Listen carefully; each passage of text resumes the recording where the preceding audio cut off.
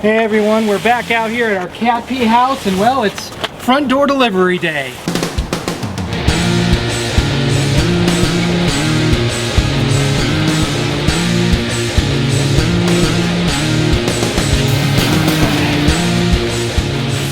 Nice door, bro. Did you bring your tools to hang this bad boy up? Dude, you know I can't hang doors. I can barely change a toilet paper in my house. Besides, don't you have like some cat pee to clean up? True. This is where the fireplace was, so we had this thing removed because the brick was so porous, it was absorbing that smell of the pee. I'm coming back and spraying it with a product called OdoBan to disinfect and just get more of a citrus odor to cancel out that smell. Not hating on you cat lovers, however, after this experience, I will never ever ever own a cat.